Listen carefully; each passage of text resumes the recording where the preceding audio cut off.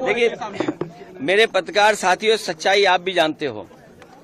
Bharatiya Janata party साजिश, चुनाव से पहले भारतीय जनता पार्टी षड्यंत्र करना चाहती है चुनाव से पहले, और उनका लक्ष्य पहले दिन से रहा है कि समाजवादियों को कैसे बदनाम किया जाए, और खास कर से के मुसलमानों को लेकर के उनकी जो सोच है वो अनडेमोक्रेटिक है, अनकॉन्स्टिट्यूशनल है।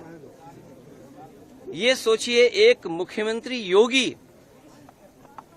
तो इसका मतलब ये है कि अगर कोई योगी अगर वो लोकतंत्र पर भरोसा नहीं करता है और कॉन्स्टिट्यूशन पर भरोसा नहीं करता, वो योगी नहीं हो सकता है। मैं 3 घटनाओं का उदाहरण देना चाहता हूं आपके सामने।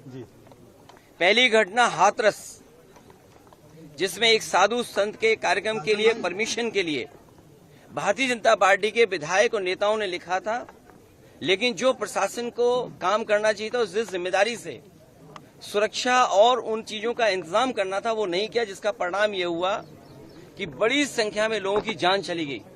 न केवल जान गई है, उनका नुकसान हुआ बड़े पैमाने पर। बहुत से लोगों का हाथ पैर या जो भी नुकसान हुआ, उसका कोई मदद सरकार ने नहीं की।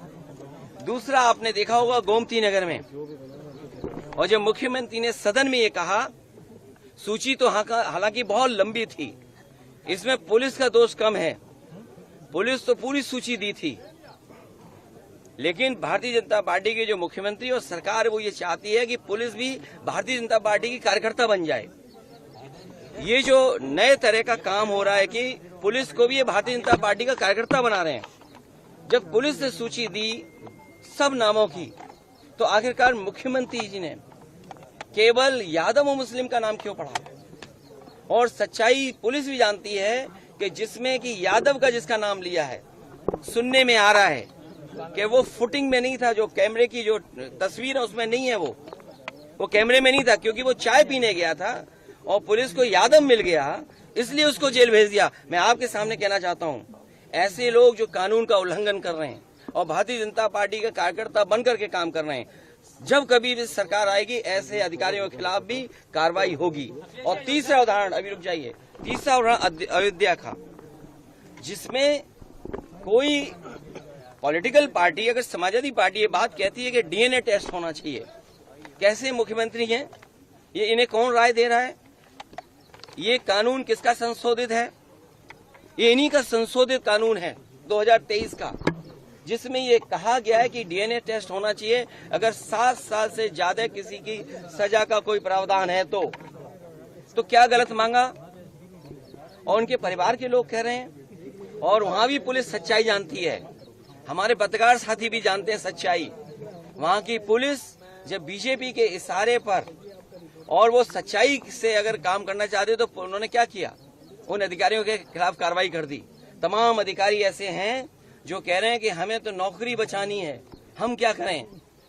हम टेंशन में आ जाएं कि हम भी सर मार दें किसी आदमी के सर पे। आपने देखा नहीं बनारस में क्यूटो में क्या हुआ? अधिकारी पे इतना प्रेशर, इतना प्रेशर, इतना प्रेशर कि वो आकर के सर मार दिया उसके व्यापारी के। सोचिए आप, इसमें तमाम ऐसे लोग हैं, आप अकेले में बात करना कितने प्रेशर में जीवन जी रहे हैं। ये जो भार है इनके पास, मेडल, बैनर और ये तमाम लैनियार्ड और नेम प्लेट और तमाम उसके अलावा ऐसा भार है इनके ऊपर, ये काम नहीं कर सकते, न्याय नहीं दे सकते। और उसका परिणाम ये हुआ कि भेदभाव कर रहे हैं, और ये भेदभाव इसलिए कर रहे हैं कि इनको हर जगह राजनीति दिखाई दे रही है, वोट दिखाई दे रहा है। ये कितना भी कुछ कर लें, अब जनता को इनसे कोई उम्मीद नहीं है, और जब उम्मीद खत्म हो जाए किसी पॉलिटिकल पार्टी से तो समझ लेना उनका सफाया होना निश्चित है। ये जो हारे हैं, इतना बुरा हारे हैं, जनता इससे भी बुरा इन्हें हराएगी, तभी इनका इलाज हो सकता है।